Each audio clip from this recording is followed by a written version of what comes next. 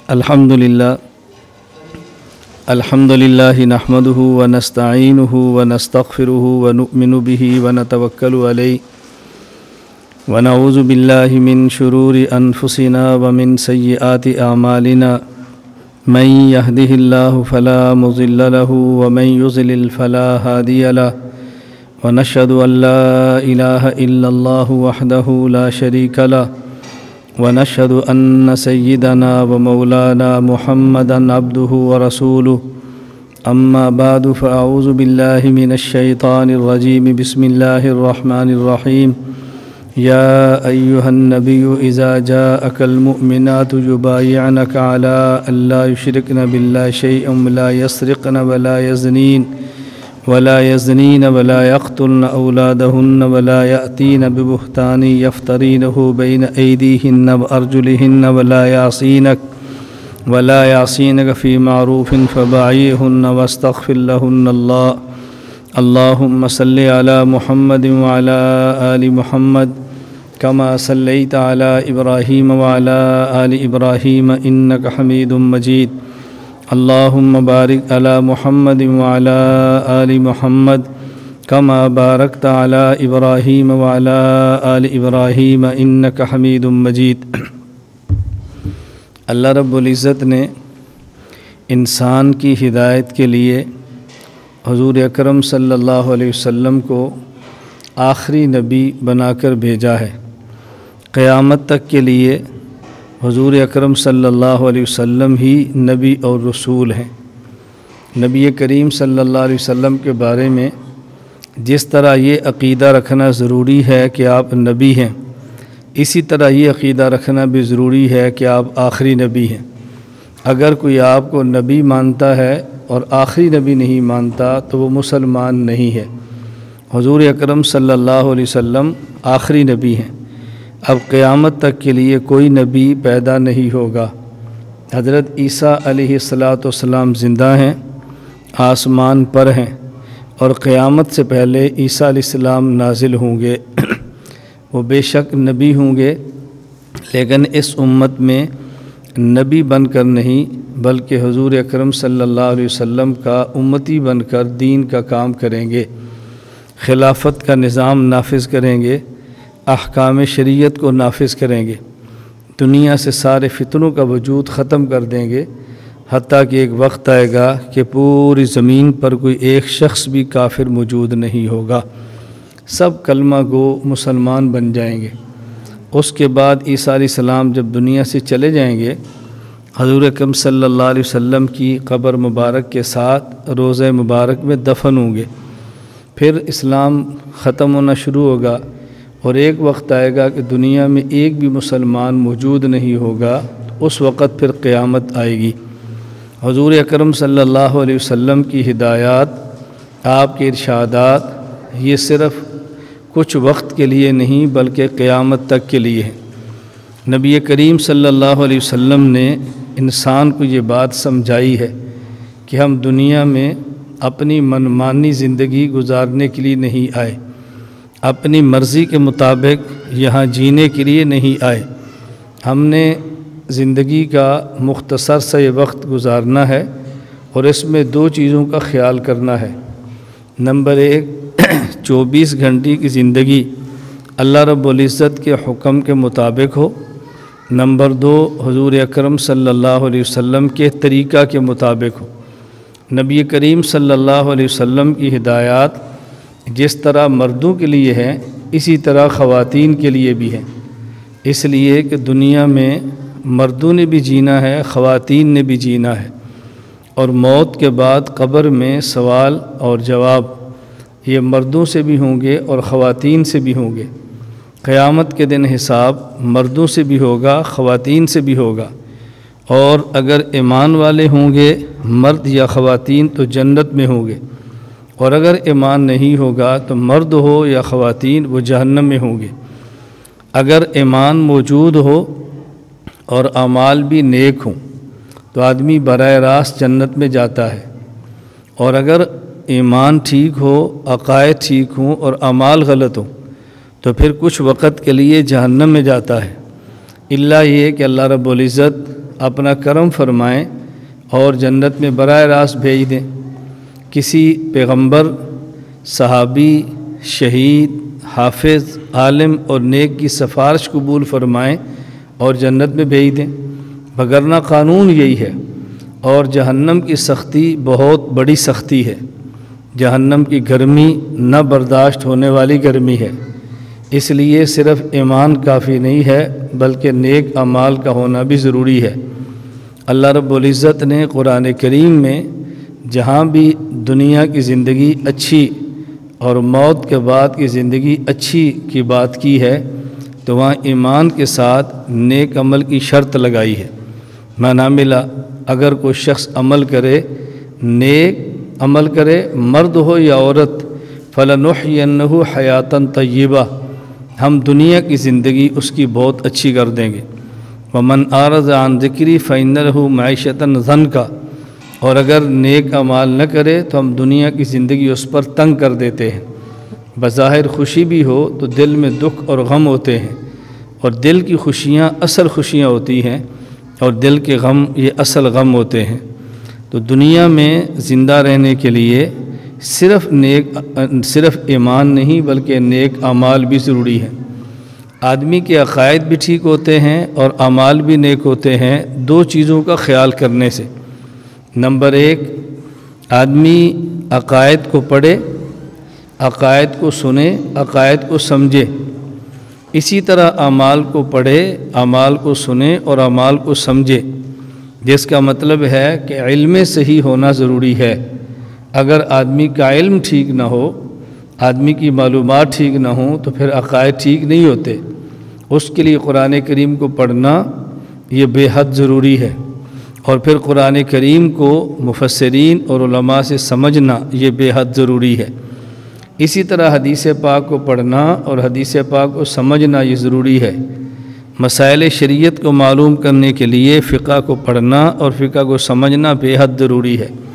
تو اس بات کا اہتمام کرنا چاہیے کہ ہم علم حاصل کریں، اور علم حاصل کرنے پر حضور اکرم صلی اللہ علیہ وسلم نے جو فضیلت ارشاد فرمائی ہے وہ اعمال سے بھی زیادہ ہے۔ اگر کوئی شخص ایک مسئلہ سمجھ لے، ایک مسئلہ، تو اللہ کے نبی فرماتے ہیں کہ 100 رکعت نوافل پڑھنے سے بہتر ہے۔ ایک مسئلے کا معلوم ہو جانا 100 رکعت نوافل سے بہتر ہے۔ اب بتاؤ، جس کے پاس ایک مسئلہ نہیں ہزاروں مسائل ہوں اور جن کو اللہ علم کی دولت عطا فرما دے تو ان کا مقام کتنا بڑا ہوگا۔ تو نمبر 1، علم کو پڑھنا ضروری ہے، اور علم کو پڑھنا جس طرح مردوں کے ذمے ہے اسی طرح خواتین کے بھی ذمے ہے۔ خواتین بھی علم کو پڑھیں، خواتین بھی مدرسوں میں داخل ہوں، خواتین بھی اپنی بچیاں داخل کرائیں اور اپنے آپ کو علم کے زیور سے آراستہ کریں۔ ظاہری زیور سے زیادہ علم کا زیور ہونا بے حد ضروری ہے۔ حکیم الامت مجدد الملت مولانا اشرف علی تھانوی نور المرقدوں نے کتاب لکھی ہے مسائل کی، اور اس کتاب کا نام ہی بہشتی زیور لکھا ہے کہ یہ عورتوں کے جنتی زیور ہیں۔ جو عورت ان مسائل کو سمجھ لے، اس کے مطابق عمل کرے، اللہ اس کو جنت عطا فرمائیں گے اور جنتی زیور عطا فرمائیں گے۔ تو نمبر 1، ہمیں اس بات کا اہتمام کرنا چاہیے کہ ہم نے علم پڑھنا ہے، اور علم حاصل کریں تو عام آدمی سے نہ کریں۔ ہمارے اس وقت یہ بیماری چلی ہے کہ یا لوگ بطور خاص ہماری مائیں، بہنیں اور بیٹیاں وہ علم حاصل نہیں کرتی قرآن کریم کا اور شریعت کا، اور اگر علم حاصل کریں بھی تو مستند علماء اور مستند مدارس میں نہیں جاتی، بلکہ جو ہر محلے میں بعض وہ خواتین کی جن کے پاس علم صحیح نہیں ہے ان سے علم پڑھتی ہیں، ان کے دروس سنتی ہیں۔ اس سے علم تباہ ہوتا ہے، علم پختہ نہیں ہوتا، کیونکہ ہمارے علم میں بعض ایسی خواتین موجود ہیں کہ جو خواتین مسائل سناتی ہیں، ٹی وی پر آتی ہیں اور ان کی آواز کو نامحرم مرد سنتے ہیں، جو بالکل جائز نہیں ہے۔ عورت کے لیے قرآن کریم کی تلاوت اس طرح کرنا کہ اس کو نامحرم مرد سنے جائز نہیں ہے۔ کوئی عورت نعت پڑھے جس کو نامحرم مرد سنے یہ جائز نہیں ہے۔ کوئی عورت اس طرح دین کی دعوت دے جس کو نامحرم مرد سنے تو یہ جائز نہیں ہے۔ عورت کو پردے میں رہنا ضروری ہے۔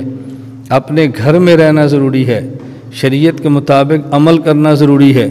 اسی وجہ سے اللہ رب العزت نے 1.25 لاکھ انبیاء علیہم السلام جو نبی بنا کر 1.25 لاکھ انبیاء علیہم السلام بھیجے، ان میں کوئی ایک بھی عورت نہیں تھی، وہ سارے کے سارے مرد تھے۔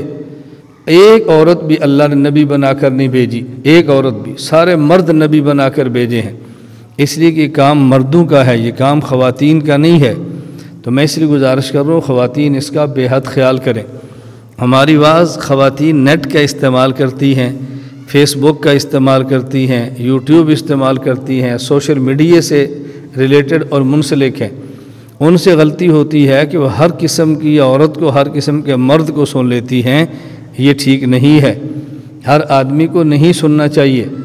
حضرت ابن سیرین رحمۃ اللہ علیہ 500 صحابہ کرام کے شاگرد ہیں اور بہت بڑے تابعی ہیں، اور امام المعبرین ہیں، خوابوں کی تعبیر کے امام تھے۔ حضرت نے ایک مرتبہ خواب کی بات فرمائی، خواب کی تعبیر، اور فرمایا اس بات کو یاد رکھو، ان ھذا الامر دین، یہ دین ہے، خواب کی تعبیر۔ فانظروا عمن تاخذون دینکم، اور یہ دیکھا کرو کہ تم اپنا دین کس سے لیتے ہو۔ کیا مطلب؟ خواب کی تعبیر بھی عام آدمی سے پوچھنا جائز نہیں ہے، تو بتاؤ علم شریعت عام آدمی سے حاصل کرنا وہ کیسے جائز ہوگا؟ اس بات کا خیال کرنا بے حد ضروری ہے، پھر مسائل غلط قسم کے شروع ہو جاتے ہیں۔ نمبر 1، علم حاصل کرو ایسی خواتین سے جو مستند علماء کی زیر سرپرستی دین کا کام کرتی ہوں۔ ہمارے یہاں پاکستان کا وفاق المدارس العربیہ پاکستان ادارہ ہے، ایسے ادارے کے ساتھ ملحق ہوں۔ ہر جگہ جو لوگ چھوٹی چھوٹی جگہیں کھول کے بیٹھ جاتے ہیں اس سے بچنا چاہیے۔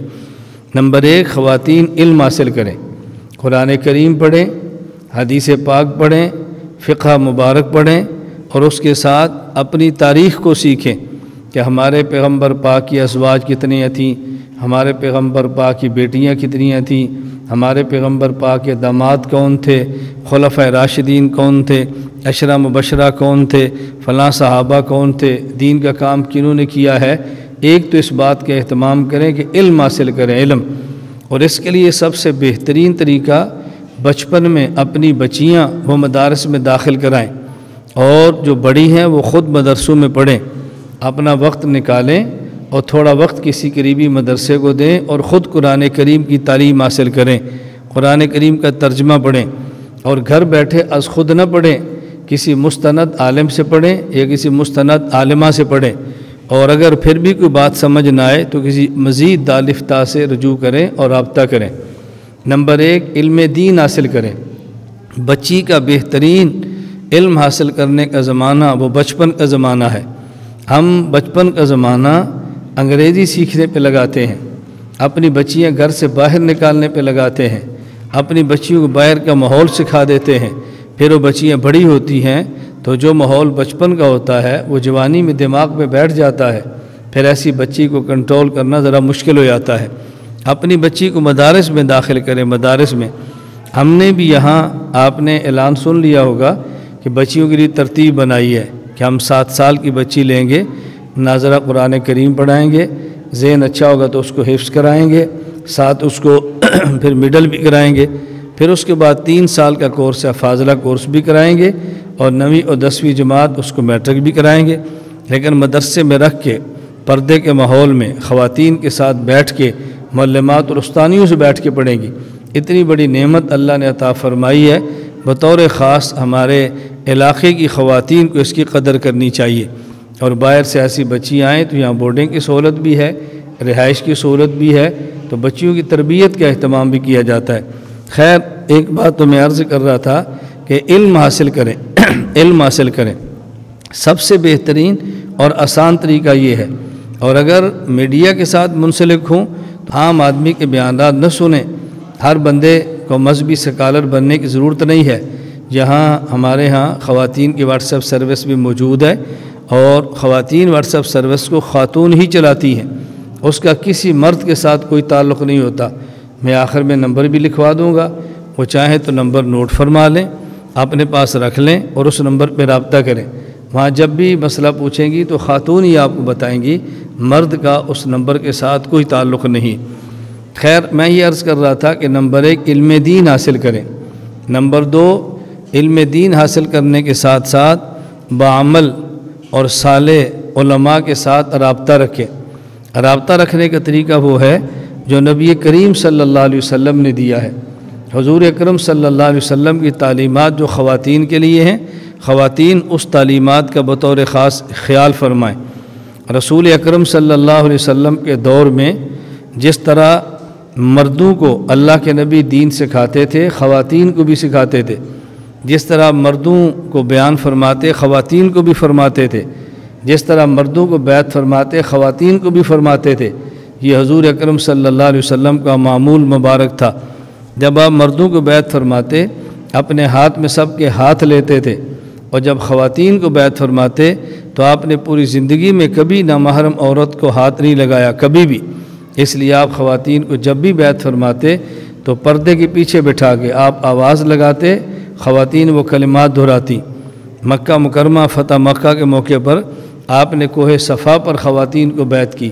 حضرت عمر بن خطاب رضی اللہ تعالیٰ عنہ رسول اللہ صلی اللہ علیہ وسلم کے کلمات کو دہراتے تھے تاکہ دور تک آواز پہنچے، اور وہاں پھر خواتین آپ کی بات کو سنتی اور کلمات بیعت کو دہراتی۔ اس لیے جس طرح مردوں کو بیعت ہونا چاہیے خواتین کو بھی ہونا چاہیے، لیکن خواتین پردے کا اہتمام کریں۔ خاتون کے لیے جس طرح اپنے شوہر اور محرم رشتہ دار کے علاوہ عام آدمی سے پردہ کرنا ضروری ہے، اسی طرح اپنے شیخ، اپنے مرشد اور اپنے پیر سے بھی پردہ کرنا ضروری ہے۔ عام خواتین کا ذہن ہوتا ہے کہ مرشد سے پردے کی ضرورت ہے، وہ تو باپ کی طرح ہے، یہ بالکل جائز نہیں ہے۔ جس طرح حضور اکرم صلی اللہ علیہ وسلم کے ازواج مطہرات اور آپ کی بیویاں صحابہ کرام کی مائیں ہیں، لیکن باوجود اس کے صحابہ کرام سے پردہ فرماتی تھی، اور پردے کا اتنا اہتمام فرماتی تھی کہ عبداللہ بن ام مکتوم رضی اللہ تعالیٰ عنہ نابینا صحابی وہ حضور اکرم صلی اللہ علیہ وسلم کو ملنے کے لیے حاضر ہوئے تو آپ نے گھر میں 2 موجود بیویوں سے فرمایا احتجبا عنہ، تم اس سے پردہ کرو۔ انہوں نے کہا یا رسول اللہ الیس هو اعمی، کیا وہ نابینا نہیں؟ اللہ کے پیغمبر نے فرمایا افلا تبصرانی، کیا تم نابینی ہو، تم اس کو نہیں دیکھتی؟ اس سے پردہ کرو۔ دیکھو آنے والا پیغمبر پاک کا صحابی ہے اور حضور اکرم صلی اللہ علیہ وسلم کا روحانی بیٹا ہے، اور آ رہا ہے نبی پاک کی بیویوں کے پاس۔ یہ حضور پاک کی بیوی ان کی ماں کی طرح ہیں، آنے والا صحابی اور نبینا، اور آ رہا ہے روحانی ماں کے پاس، اور پیغمبر پاک کی بیویاں وہ ہیں کہ حضور پاک کی وفات کے بعد امت کے لیے کسی آدمی سے ان کے ساتھ نکاح کرنا بھی حلال نہیں ہے، لیکن پھر بھی حکم ہے کہ آپ پردہ فرماؤ۔ اس لیے پردے کا اہتمام کرنا از حد ضروری ہے۔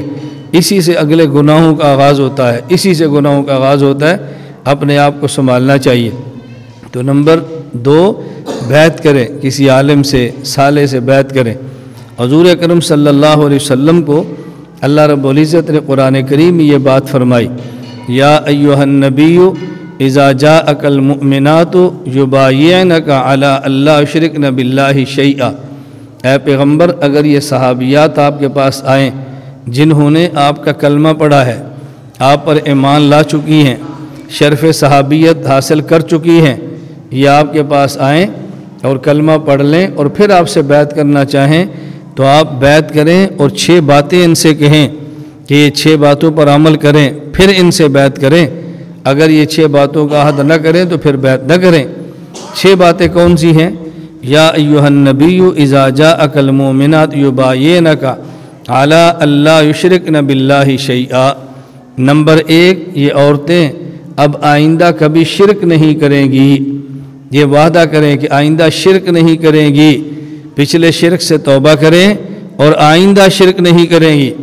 آپ خواتین کے ذہن میں یہ بات آئے گی، آنے والی پیغمبر کی صحابی ہے، آنے والی ایمان والی عورت ہے، تو کیا مومن عورت بھی شرک کر سکتی ہے؟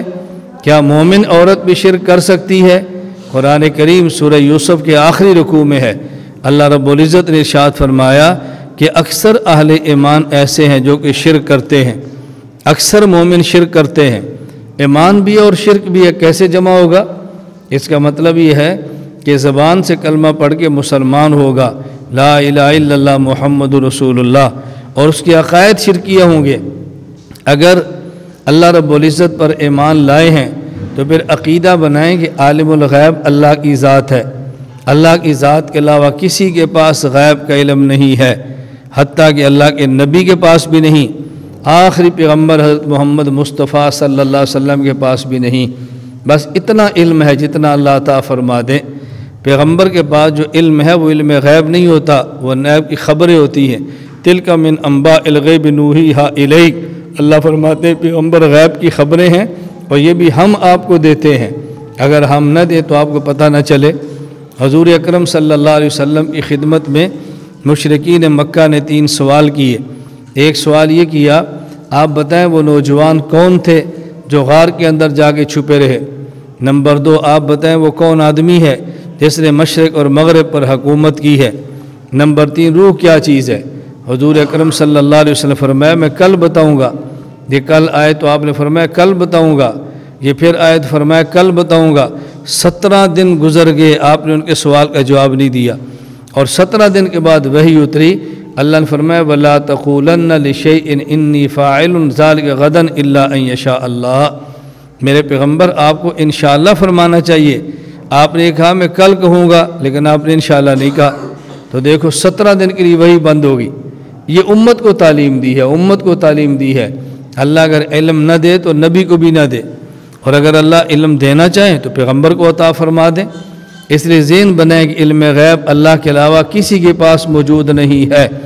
حضور اکرم صلی اللہ علیہ وسلم ایک غزوہ اور جہاد میں گئے، ام المومنین امی عائشہ رضی اللہ تعالیٰ عنہ آپ کے ساتھ تھی، غزوہ بنو مستلق، اور اس میں حضور اکرم صلی اللہ علیہ وسلم جب تشریف لے گئے تو آپ آرام فرما رہے تھے۔ ام المومنین امی عائشہ نکلیں قضاء حاجت کے لیے اور واپس آ گئی۔ اب جب یہ قافلہ چلنے لگا تو صحابہ کرام نے سمجھا کہ امی عائشہ اپنے ہودج کے اندر موجود ہیں، یعنی اونٹ کے اوپر جو ہودج ہوتا جس کے اندر وہ سفر کرتی، چونکہ عمر بھی تھوڑی تھی، وزن بھی کم تھا، تو صحابہ نے ہودج اٹھا کے اونٹ پہ رکھا اور اونٹ چل پڑا۔ اب پتہ چلا، یہ محسوس کیا کہ شاید اس کے اندر ہے۔ حضرت ام المومنین امی عائشہ رضی اللہ تعالیٰ عنہ جب حاجت سے فارغ رہی تو قافلہ جا چکا تھا، اب آگے جا کر پڑاؤ کیا تو پیتا امی عائشہ ہودج کے اندر ہے ہی نہیں۔ نبی پاک صلی اللہ علیہ وسلم نے بھیجا کہ جاؤ پتہ کرو، تلاش کر کے لو امی عائشہ کدھر ہے۔ حضرت امی عائشہ رضی اللہ تعالیٰ عنہ اپنے چادر اوپر لی تو لیٹ گئی۔ آپ کو پتہ تھا کہ دائیں بائیں جانے کی ضرورت نہیں ہے، جب آگے آئیں گے تلاش کرنے کے لیے ادھر ہی آئیں گے۔ اب یہ امی عائشہ کو تاخیر کیوں ہوئی؟ آپ کے گلے میں ہار تھا اور وہ ہار گم گیا، تو قضاء حاجت کے بعد تلاش کرنے لگی تو ملا نہیں۔ اب حضرت امی عائشہ رضی اللہ تعالیٰ عنہ کا ہار گما ہے، ہار تلاش کر رہے ہیں اور مل نہیں رہا۔ اللہ کے نبی کو بھی نہیں پتہ چل رہا کہ ہار کہاں پر موجود ہے۔ بعد میں جب اونٹ اٹھا تو نیچے ہار اس کے نیچے پڑا ہوا تھا۔ اب دیکھو اگر نہیں پتہ چلا تو 7 اونٹ موجود ہے، اس کے نیچے ہار ہے اور اس کا پتہ بھی نہیں چل رہا، اور اگر پتہ چلنے پر آئے تو آپ مکہ مکرمہ میں ہیں، معراج کے سفر سے واپس آئے ہیں، مشرکین پوچھتے ہیں جی یہ جو آپ بیت المقدس سے ہو کر آئے ہیں دروازے کتنے ہیں، فلاں چیز کتنی ہے۔ اب اللہ کے نبی تو اس کے لیے نہیں گئے تھے، لیکن رسول اکرم صلی اللہ علیہ وسلم کعبہ کے ساتھ ٹیک لگا کر بیٹھ گئے اور اللہ نے درمیان کے پردے اٹھا دیے، فرمایا تم پوچھتے جاؤ میں تمہیں بتا دوں گا۔ تو جب نہیں بتایا تو اونٹ کے نیچے پڑا ہوا ہار بھی نہیں بتایا، اور جب بتا دیا ہے تو مکہ سے دور بیت المقدس کو بھی کھول کے دکھا دیا ہے۔ تو میں عرض کر رہا تھا کہ ہر خاتون ماں اور بہن بیٹی کا عقیدہ ہونا چاہیے عالم الغیب صرف اللہ کی ذات ہے۔ اسی طرح ہمارا عقیدہ ہونا چاہیے کہ مختار کل اللہ کی ذات ہے، سارے اختیارات اللہ کے پاس ہیں، اللہ کے علاوہ کسی کے پاس کوئی اختیار نہیں ہے۔ اللہ بیٹا دینا چاہے تو بیٹا ہوتا ہے، اللہ بیٹی دینا چاہے تو بیٹی ہوتی ہے، اللہ جوڑا دینا چاہے تو جوڑا ہوتا ہے، اور اللہ بانجھ رکھنا چاہے تو بانجھ ہوتا ہے۔ اللہ کے علاوہ کوئی اولاد نہیں دیکھ سکتا۔ جب اللہ نے اولاد نہیں دی تو نبی کو بھی نہیں دی، اور جب اولاد دی ہے تو 100 سال کی عمر میں دے دی ہے، اور اولاد دی ہے تو ہمارے پیغمبر پاک صلی اللہ علیہ وسلم کے بچے جوانی سے پہلے وفات پا گئے اور دنیا سے چلے گئے، کہ اللہ رب العزت نے بات سمجھائی ہے کہ دیکھو تمہارے اختیار میں اس میں سے کوئی چیز نہیں ہے، یہ ذہن بناؤ۔ اسی طرح نظر اللہ کے نام پر ہو، نیاز اللہ کے نام پر ہو، نظر اور نیاز اللہ کے علاوہ کسی اور نام پر مانگنا جائز نہیں ہے۔ ہمارے یہاں بس اوقات خواتین منت مانگ لیتی ہیں کہ میرا بیٹا پیدا ہوگا، اس کے بال ہوں گے اور میں بال کا کچھ حصہ جسے ہم لٹ کہتے ہیں یہ رکھوں گی اور یہ میں فلاں قبر پہ جا کے بال بونڈوں گی، یہ جائز نہیں ہے، یہ حرام اور ناجائز ہے۔ نظر اللہ کے نام پر ہو، نیاز اللہ کے نام پر ہو، اللہ کے علاوہ کسی کے لیے نظر و نیاز جائز نہیں ہے۔ تو اللہ کے نبی کو حکم دیا، اللہ پاک نے ان کو بیعت کرو اور ان سے وعدہ لو، اللہ اشرکنا باللہ شیئا، اللہ کے ساتھ کسی کو شریک نہیں ٹھہرائیں گی۔ نمبر 2 ولا یسرقنا، اور ان سے وعدہ لو کہ چوری نہیں کریں گی۔ چوری، اب دیکھو ہمارے مشہور ہے کہ مرد چوری کرتے ہیں، اللہ پاک اپنے نبی سے فرما رہے ہیں کہ عورتوں سے وعدہ لو کہ چوری نہیں کریں گی۔ مفسرین نے اس کی وجہ لکھی ہے کہ بعض عورتوں میں عادت ہوتی ہے وہ خامند کے مال کو چوری کر لیتی ہیں، خامند مال دیتا ہے پھر بھی بغیر پوچھے کسی کو دے دیتی ہے، یہ چوری ہے، یہ جائز نہیں ہے، ان کو چوری ہرگز نہیں کرنی چاہیے۔ اور خامند کے مال کے اندر خیانت کبھی نہ کریں، خامند کے مال کے اندر خیانت نہ کریں، چوری نہ کریں۔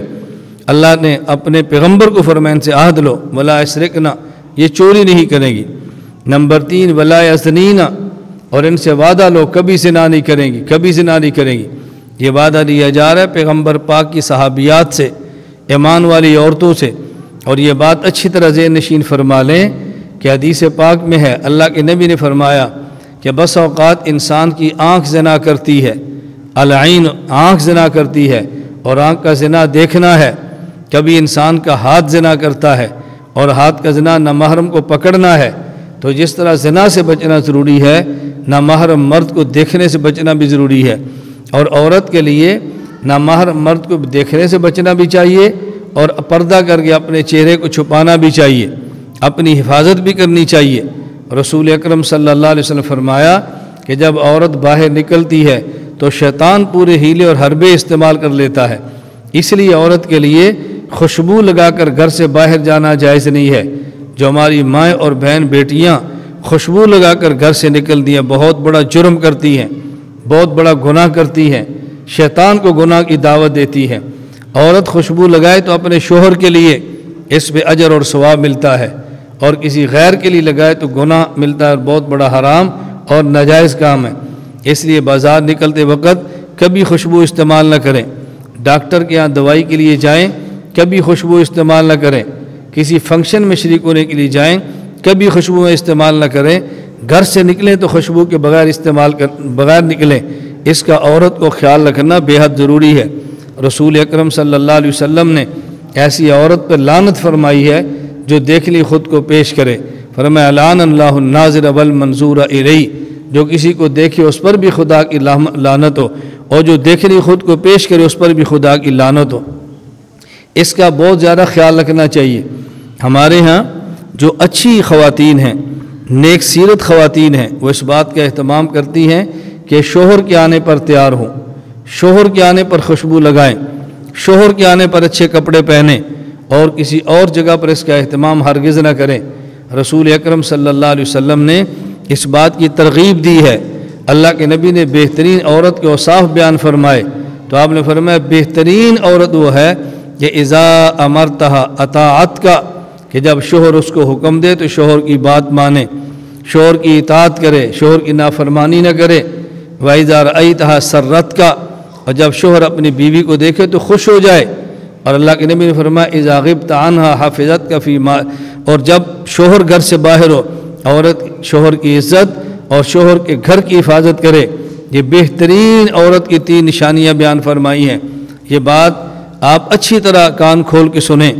ہمارے یہاں بہت بڑا ظلم المیہ یہ ہوتا ہے کہ شوہر کے آنے پر بیوی تیار نہیں ہوتی، اور جب گھر سے باہر کی فنکشن میں جاتی ہے پھر تیار ہوتی ہے۔ یہ کیسی عورت ہے؟ یہ کس قسم کی عورت ہے؟ ایک ہمارے دوست بہت اچھے، بہت عجیب، انہیں اپنا واقعہ سنایا۔ وہ فرمانے لگے کہ میری گھر میں جوان بیٹیاں ہیں، میں نے گھر آ کر اپنی بیوی سے کہا کہ میرے آنے پر تم تیار ہوا کرو۔ وہ بیوی کہنے لگی کہ جوان بیٹیاں ہیں تو مجھے شرم آتی ہے، کیسی بات کرتے ہیں؟ تو انہوں نے فرمایا کہ تم جب بیٹی جوان ہو، شوہر کے آنے پر عورت کو تیار ہونا ضروری ہے، اور 2 وجہ سے۔ اگر بچے چھوٹے ہوں یا بچے نہ ہوں پھر شوہر کے آنے پر تیار ہونا ضروری ہے 1 وجہ سے، اور جب بچے بڑے ہوں تو پھر تیار ہونا ضروری ہے 2 وجہ سے۔ کیوں؟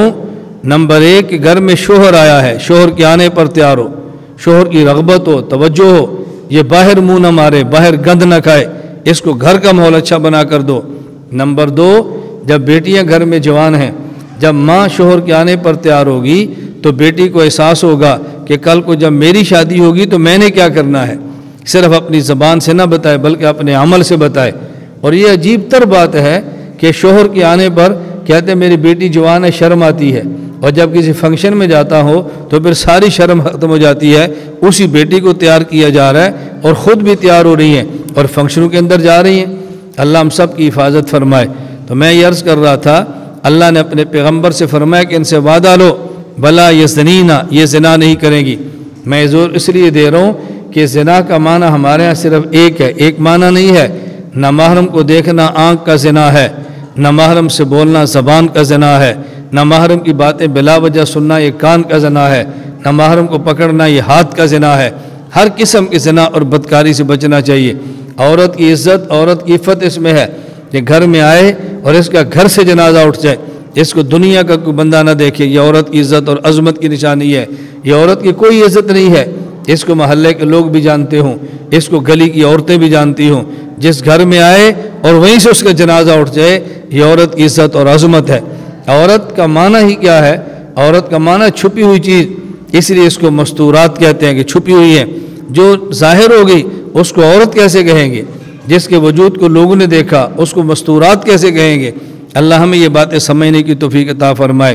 اس لیے خواتین اس بات کا اہتمام کریں، اپنی بچی کو سمجھائیں، جب تک یہ بچی چھوٹی ہے اپنے باپ کی خدمت کرے، اپنے باپ کی اطاعت کرے، اپنے باپ کی بات مانے، اور جب اس کا نکاح ہو جائے اپنے شوہر کی بات مانے۔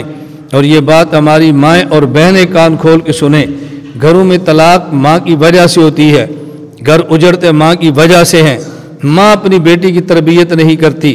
اگر بیٹی کسی گھر میں چلے جائے شادی کے بعد اور چھوٹی سی بات ہو جائے تو ماں اس سے ایک ایک منٹ کی رپورٹ لیتی ہے، شوہر کیا کہتا ہے، تیری ساس کیا کہتی ہے، تیری نند کیا کہتی ہے، تیری فلانی کیا کہتی ہے، وہ تھوڑی سی رپورٹ دیتی ہے تو یہ بیٹی کو جری کرتی ہے، تم گھر آ جاؤ، ہم دیکھ لیں گے، ہم نکل لیں گے۔ اس بیٹی کو سمجھاؤ تو نے وہی رہنا ہے، تو نے گھر نہیں آنا، ادھر ہی رہنا ہے۔ اور بیٹی کو سمجھاؤ کہ بیٹی اپنے سسرال کی باتیں میکے آ کر مت بتایا کرو۔ سمجھدار خاتون وہ ہے کہ اگر اس کے سسرال میں کچھ ہو جائے اپنے میکے مت بتائے، اپنی ماں کو فون کر کے مت بتائے۔ اور اگر شوہر کی کمزوری ہو، عورت ذبح ہو جائے لیکن شوہر کی کمزوری دنیا میں کسی کو مت بتائے۔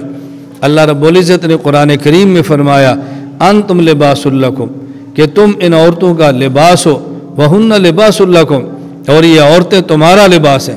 خامد اور بیوی ایک دوسرے کا لباس ہوتے ہیں، اور لباس اس لیے ہوتا ہے کہ جس نے لباس پہنا اس کے آپ کو چھپا لے، اس لیے نہیں ہوتا کہ لباس اس کے آپ کو ننگا کر دے۔ آدمی کا لباس وہ ہوتا ہے جو آدمی کے عیب اور کمزوریاں چھپائے۔ شوہر کو چاہیے بیوی کی کمزوری چھپائے، بیوی کو چاہیے شوہر کی کمزوری چھپائے۔ اگر شوہر میں کمزوری دیکھ بھی لیں پھر بھی شوہر کی اطاعت بیوی کے ذمہ ضروری ہے۔ یہ میرا بیان مردوں کو نہیں ہو رہا، میں مردوں کو بتاتا کہ ان کے ذمہ عورتوں کے حقوق کیا ہیں۔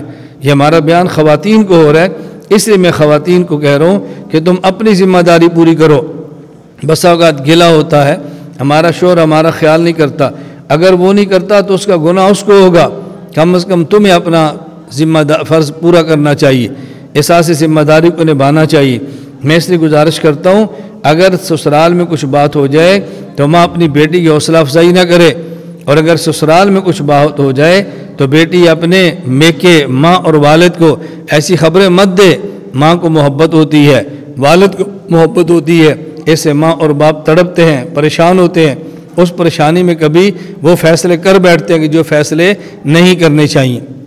اس کا بے حد خیال کریں، بچپن سے اپنی بچیوں کی تربیت کریں تاکہ بڑے ہو کر وہ اپنی آنکھ کی حفاظت کریں، اپنے کان کی حفاظت کریں، اپنے وجود کی حفاظت کریں۔ بچپن میں بچیوں کا خیال کریں۔ ہم بچپن میں بچیوں کو کارٹون دیتے ہیں، ہم بچپن میں کھیلنے والی گیمیں دیتے ہیں، اس سے اس بچی کا مزاج بن جاتا ہے۔ پہلے اس کو کھیلنے کے لیے گیمیں دیتے ہیں اور گیموں میں کارٹون ہوتے ہیں۔ اب کارٹون دیکھ دیکھ دیکھ دیکھ کے بچی کے ذہن میں جو مرد سے ایک دوری ہوتی ہے وہ دوری ختم ہو جاتی ہے۔ ہم اس کو ساتھ بٹھا کے ڈرامے دکھاتے ہیں، ساتھ بٹھا کے اس کو فلمیں دکھاتے ہیں، بچی کا جو فطری حیا ہے وہ ختم ہو جاتا ہے۔ اب دیکھو عورت کے اندر کتنا حیا ہے حضور اکرم صلی اللہ علیہ وسلم کائنات میں سب سے زیادہ باحیا ہیں، اور اللہ کے نبی کے حیا کو بیان کرنے کے لیے مثال یہ دی جاتی ہے کہ حضور اکرم صلی اللہ علیہ وسلم کنواری لڑکی سے زیادہ باحیا تھے۔ اس کا معنی یہ ہے کہ کنواری لڑکی میں حیا بہت ہوتی ہے، تبھی تو اللہ کے نبی کی حیا کو بیان کرنے کے لیے کنواری لڑکی کا حیا بیان کیا جا رہا ہے۔ اور جب ہم چھوٹی سی بچی کو کارٹون دکھائیں گے، پھر اس کو ڈرامے دکھائیں گے، پھر بلا ضرورت اس کو جا کے باہر کی سیریں کرائیں گے اور بازاروں میں اس کو گھمائیں گے، تو بچی کا مزاج بن جائے گا باہر جانے کا۔ بچپن میں ہم بچیوں کو اپنے موٹر سائیکلوں پر بٹھا بٹھا کے بازاروں کی سیر کراتے ہیں، جب اس کی شادی ہوتی ہے پھر وہ شوہر کو سیروں پر مجبور کرتی ہے، مزاج ہم نے بنایا ہوتا ہے۔ کبھی شوہر سیر نہیں کرا سکتا، کبھی اس کے بعد اسباب وسائل نہیں ہوتے، کبھی ماحول ہے تو اس کی غیرت کے خلاف ہوتا ہے، تو پھر گھر میں توڑ پیدا ہوتا ہے، پھر باتیں طلاق تک پہنچتی ہیں۔ اس لیے اپنی بچیوں کو ایسے ماحول سے بچاؤ، اپنی بچیوں کو گھر کا ماحول دو، گھر میں خوشیاں دو اور جائز خوشیاں دو، ناجائز خوشیاں مت دو، ناجائز خوشیاں مت دو۔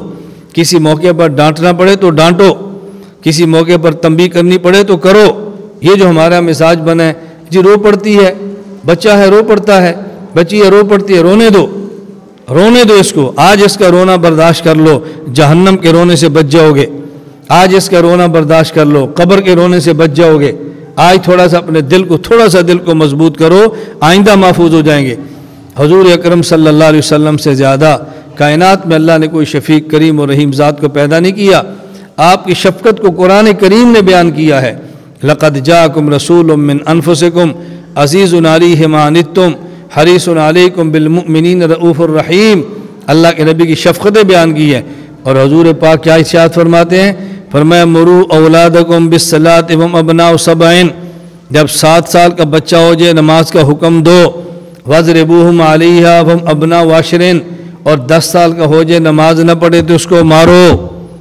اللہ کے نبی فرما رہے ہیں 10 سال کا بچہ ہو جائے نماز نہ پڑھے اس بچے کی پٹائی کرو۔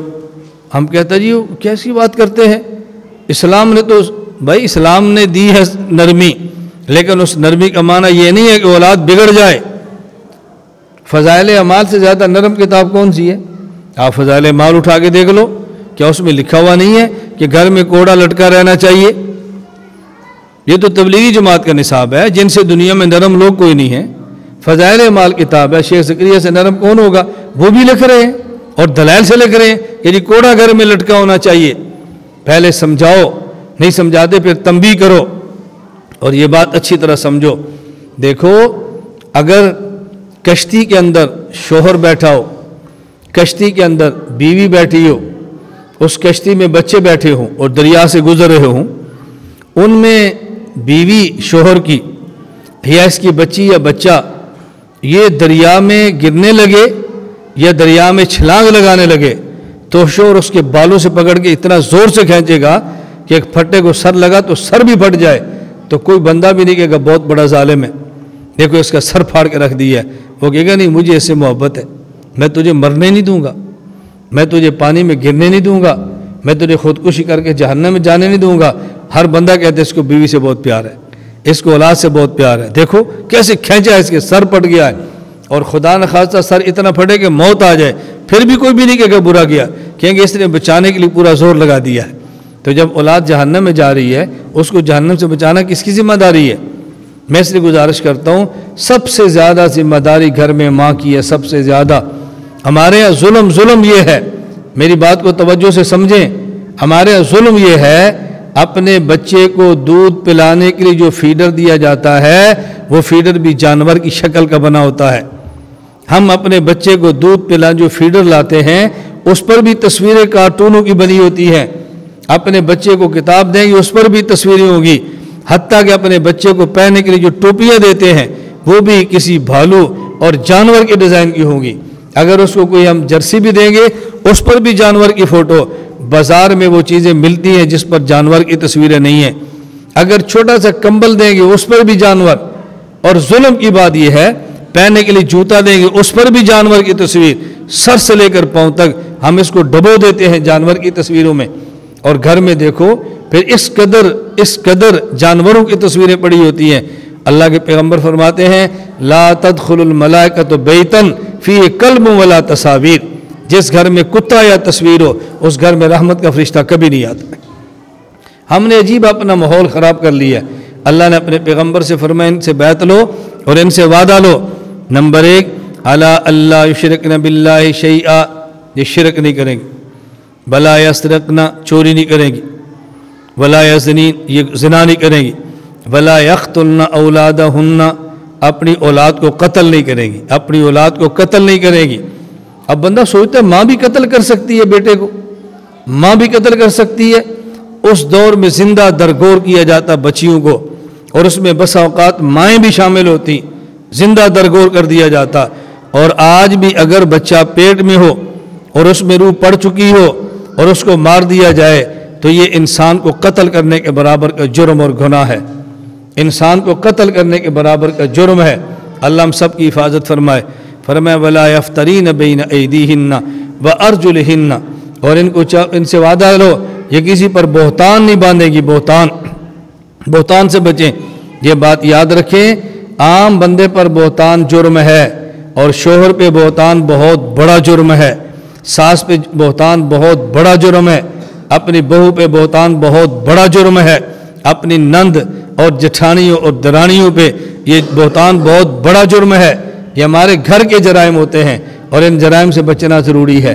اللہ رب العزت نے فرمایا بین ایدیہن و ارجلہن، کہ اپنے ہاتھ اور اپنے پاؤں کے سامنے۔ اس کا ذکر کیوں فرمایا ہے؟ اگر کسی پر بہتان باندھا اور قیامت کو اللہ نے پوچھا تو نے بہتان باندھا، اور یہ کہتی ہے میں نے تو نہیں باندھا تھا، ہاتھ کہیں گے اللہ ہمارے سامنے، پاؤں کہیں گے ہمارے سامنے بہتان باندھا۔ یہ 4 گواہ ہر بندے کے پاس ہر وقت موجود ہے، اگر اور کوئی بھی گواہ نہ ہو یہ گواہ موجود ہے۔ کیسے بچیں گے؟ بلا یاسین کا فی معروفن، میرے پیغمبر چھٹی شرط یہ ہے ان سے معاہدہ کرو یہ کبھی بھی آپ کی نافرمانی نہیں کریں گی، کبھی بھی آپ کی نافرمانی نہیں کریں گی، جو آپ فرمائیں گے اس پر عمل کریں گی۔ جب یہ 6 باتوں کا عہد کر لیں فبایعہن، اب آپ ان کو بیعت کر لیں، واستغفر لہن اللہ، اب اللہ سے ان کے لیے معافی مانگے۔ تو جس طرح مرد بیعت فرماتے، خواتین بھی اللہ کے نبی کی بیعت کیا کرتی تھیں، اس لیے خواتین کو بھی چاہیے بیعت کریں۔ ہمارا چونکہ بہت ساری خواتین تشریف لائی ہیں، وہ بیعت کی نیت سے آئی ہیں، پہلے بتا کر آئی ہیں، رابطہ کر کے آئی ہیں، تو بیعت کا عمل ہوگا۔ آخر میں بس 2-4 باتیں ذہن نشین فرما لو، اس کے بعد انشاءاللہ بیعت بھی ہوگی، پھر دعا بھی ہوگی، اور 2-4 ہدایات، 2-4 باتیں ذہن میں رکھ لو۔ نمبر 1، یہ بات توجہ سے ساری خواتین سنیں۔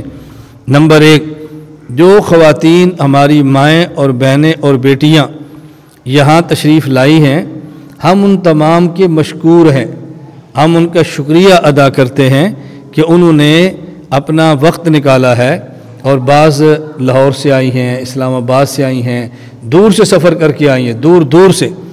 اور یقین فرمائیں ہم نے ابھی دعوت نہیں چلائی جیسے چلاتے ہیں، ورنہ پاکستان سے باہر ایسی خواتین موجود ہیں جو مجھ سے بیعت ہیں، اور اس اجتماع کے حوالے میں ہمارے اجتماع کے ساتھ برابر کی شریک ہیں، وہ باہر رہ کر بھی اپنے اجتماع کے اندر شریک ہیں۔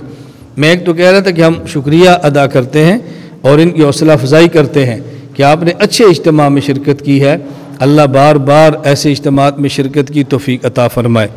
نمبر 2، جو خواتین یہاں پہ تشریف لائی ہیں، نمبر 2 کی 2 شکیں میں عرض کروں۔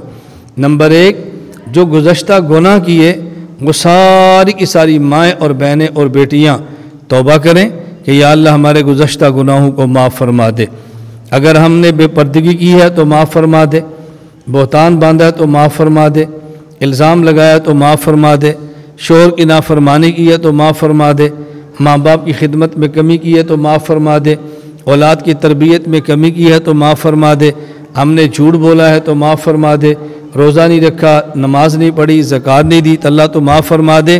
ایک توبہ کریں اور آئندہ کا یہ فیصلہ کریں کہ ہم انشاءاللہ اب گناہ نہیں کریں گے، اور اگر کبھی گناہ ہو گیا تو فوراً توبہ کریں گے۔ نمبر 3، اجتماع میں آنے والی خواتین اپنا ذہن بنائیں، جو آپ نے بالغ ہونے کے بعد ابھی تک نمازیں نہیں پڑھیں، واپس گھر جائیں، ان نمازوں کو لٹائیں، ان نمازوں کو قضا کریں۔ اس کا طریقہ یہ ہے کہ اپنا ایک ذہن بنا لیں کہ مثلاً 13 سال کی، 14 سال کی، 15 سال کی تھی جب بالغ ہوئی ہے، اب اس کی عمر 50 سال بنتی ہے، تو ذہن بنائیں کہ میرے ذمہ 35 سال کی نمازیں ہیں اگر میں نے نہیں پڑھی، اور اگر کچھ پڑھی ہے کچھ نہیں پڑھی تو یاد نہیں، تو پھر یہ نیت کر لیا کریں کہ میرے ذمے جتنی نمازیں ہیں میں فجر کی پہلی ادا کرتی ہوں، میرے ذمے جتنی ہے اس میں سے میں ظہر کی پہلی، پھر عصر مغرب عشاء، پھر فجر ظہر عصر مغرب عشاء، اور جب عشاء کی نماز قضا کریں اس میں 4 فرض بھی قضا پر پڑھیں اور 3 وتر بھی پڑھیں، اس کا بھی خیال کریں۔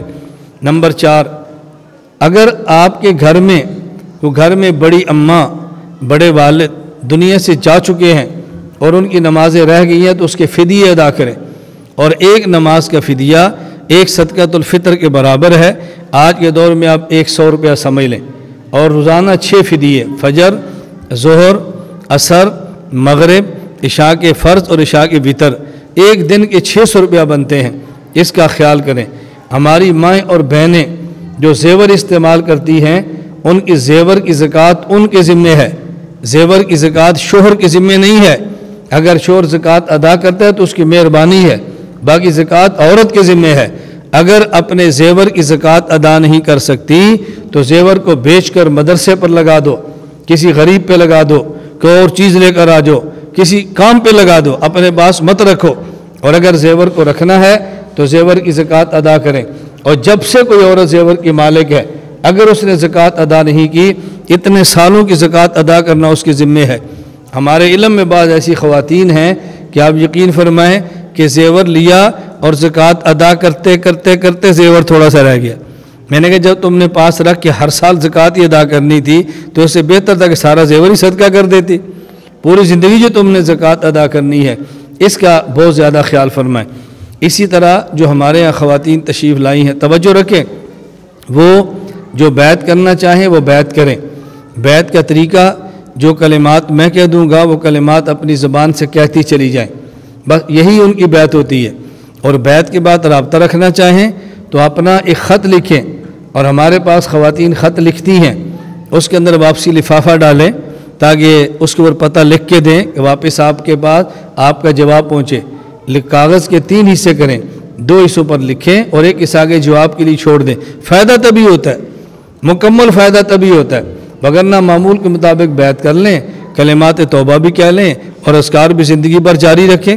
بعض لوگ ایسے ہیں کہ بیعت کر لیتے ہیں اور زندگی بھر دوبارہ رابطہ نہیں ہوتا، اور ایک سبق پکا باندھ لیں، بھئی ہم نے گناہ نہیں کرنا، گناہ ہو گیا تو توبہ کریں گے، اور جو ہمیں باتیں پڑھنے کے لیے بتائیں ہیں پڑھتے رہیں گے، اسی طرح موت آ جائے انشاءاللہ اللہ کی ذات سے امید رکھنی چاہیے کہ اللہ کریم نجات عطا فرما دیں گے۔ جب یہاں دعا سے فارغ ہو جائیں، توجہ سے بات کو سنیں، جب یہاں سے فارغ ہو جائیں تو فارغ ہونے کے بعد ہم نے آسان ترتیب یہ لگائی ہے خواتین کے لیے کہ بہت ساری خواتین ایسی ہیں کہ جن کے پاس وقت کم ہوتا ہے اور کھانے میں دیر لگ جاتی ہے۔ ہم نے کھانا پیک کر دیا ہے، 1 بچی ہے، 2 بچیاں ہیں، 4 ہیں، جتنی ہیں، فی خاتون یا فی بچی 1 پیکٹ اپنے ساتھ لیں اور ساتھ لے کے چلیے۔ اور بعضوں کی خواہش ہوتی ہے کہ ہم اس کھانے کو برکت کے طور پر اپنے گھر والوں کو کھلائیں، اور اس میں کوئی شک نہیں ہے کہ ایسے اجتماعات کا کھانا بہت برکت والا ہوتا ہے، اس کو لیں اور گھر جا کر خود بھی کھائیں، اپنے گھر والوں کو اس کے اندر شریک کریں۔ میں نے ملیشیا خود دیکھا جا کر، ایسے لوگ جو کروڑوں پتی ہیں وہ کسی اجتماع کے اندر آتے ہیں اور اپنے کھانا خود ساتھ لے کر جاتے ہیں اور خود بھی کھاتے ہیں، اور چاہے گھر والوں کو بھی وہ برکت والا کھانا سمجھ کر کھلاتے ہیں۔ اس میں کوئی حرج کی بات نہیں ہے، اس کو ساتھ لے جائیں، لیکن یہ ذہن نشین فرمائیں اس موقع پر آدمی کو اپنی عزت کا بھی خیال کرنا چاہیے اور لالچ سے بچنا چاہیے۔ ایک عورت کے لیے ایک ہے، بس اوقات ہماری ماں اور بہنیں وہ جھپٹ پڑتی ہیں، 2 لے رہی ہیں، 3 لے رہی ہیں، چھینا جھپٹی ہو رہی ہے۔ برکت والے کھانے کو تو برکت والا سمجھنا چاہیے، اس کو تو تبرک کا لنگر سمجھنا چاہیے۔ اس لیے ایک خاتون 1 کو لے اور وہاں واپس جائیں۔ جب یہاں سے آپ جائیں گی تو یہ بالکل سامنے برآمدے کے اندر ہماری کتب کا سٹال لگا ہوا ہے، جن کو مطالعے کا شوق ہے وہاں سے کتابیں خریدیں اور مطالعہ فرمائیں۔ 2-3 کتابیں ایسی ہیں جو میں سمجھتا ہوں ہر گھر میں ہونی چاہیے۔ نمبر 1 نماز اہل سنت والجماعت، ہماری نماز پر دلائل ہے۔ نمبر 2 زبدۃ الشمائل، رسول اکرم صلی اللہ علیہ وسلم کے 24 گھنٹے کی عادات اور احوال۔ نمبر 3 واعظ و نصیحت، یہ ہر جمعرات ایک مریدین کے لیے میرا مضمون ہوتا ہے، وہ ہے، کتاب چھپ گئی ہے 2017 کی، وہ لے لیں۔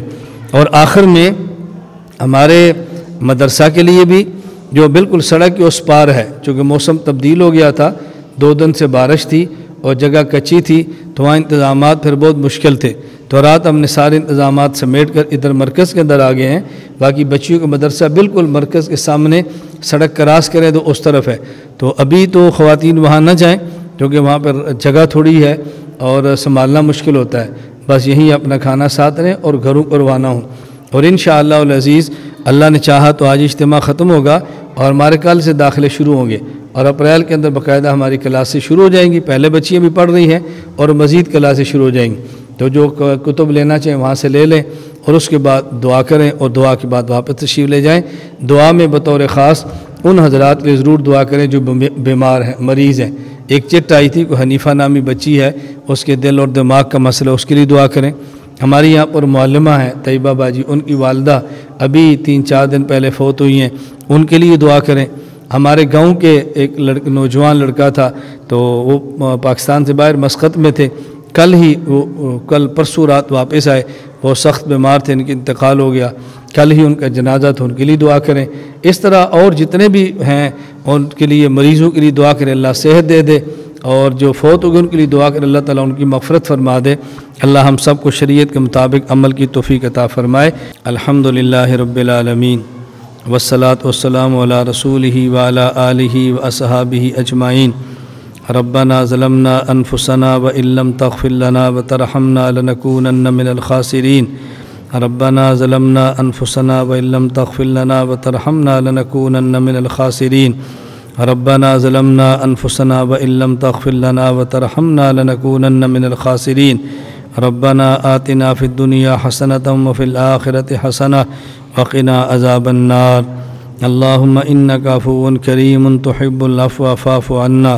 اللہم انک عفو کریم تحب العفو فاعف عنا۔ اللہم انک عفو کریم تحب العفو فاعف عنا۔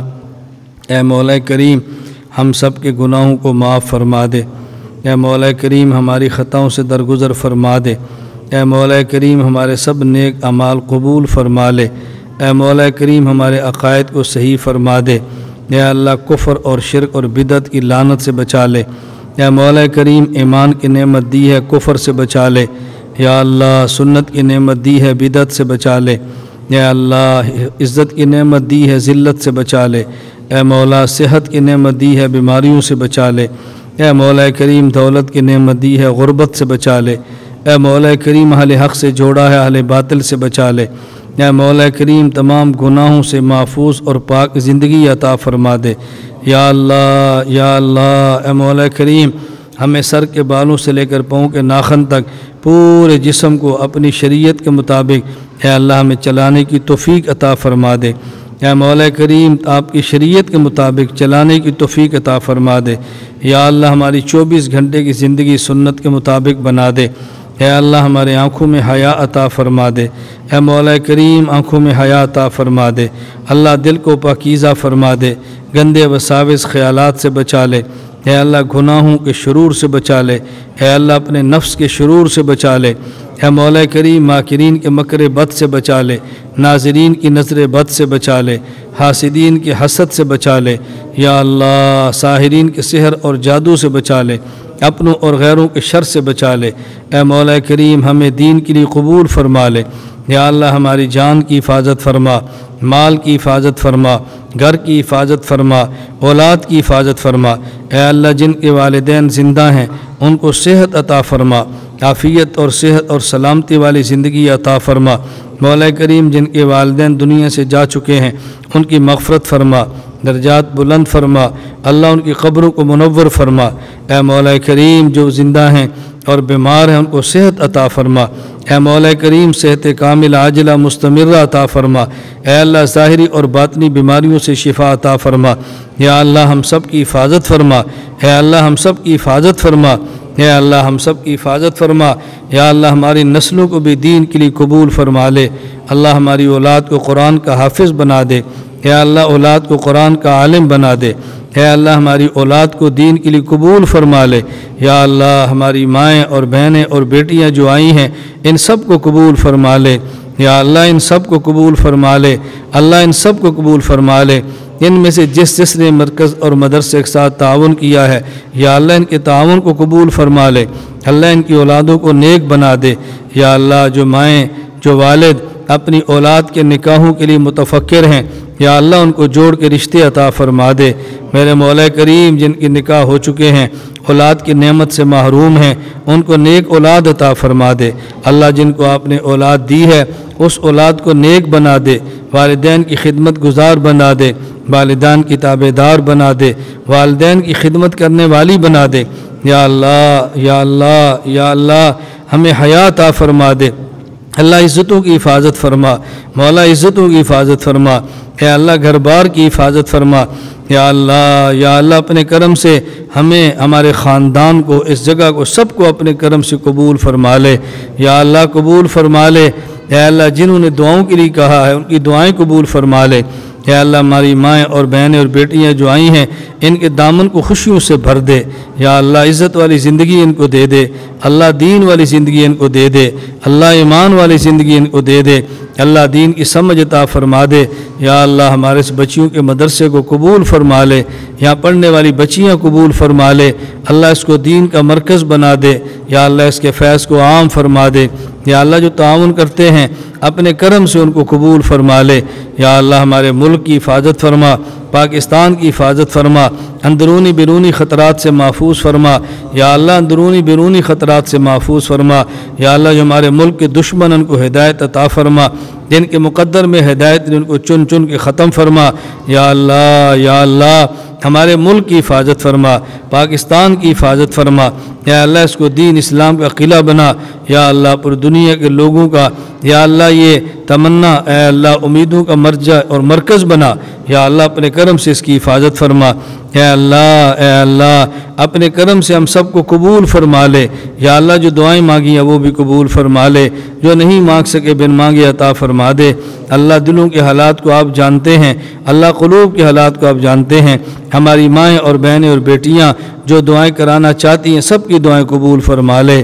یا اللہ سب کی جائز خوشیاں عطا فرما دے۔ اے مولا کریم جائز خوشیاں عطا فرما دے۔ یا اللہ جن کے بچے پڑھ رہے ہیں ان کو اچھے نمبروں پہ کامیابیاں عطا فرما دے۔ جو مائیں اپنے بچوں کی ملازمت کے لیے فکر مند ہیں اللہ ان کو اچھی ملازمتیں عطا فرما دے۔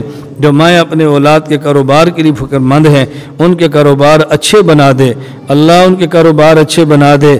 یا اللہ ان کے کاروبار اچھے بنا دے۔ یا اللہ ان کے کاروبار اچھے فرما دے۔ اے اللہ ہماری اس توبہ کو قبول فرما لے، اللہ میں اس توبہ پہ قائم فرما دے۔ یا اللہ مرتے دم تک اپنا نام لینے کی توفیق عطا فرما دے۔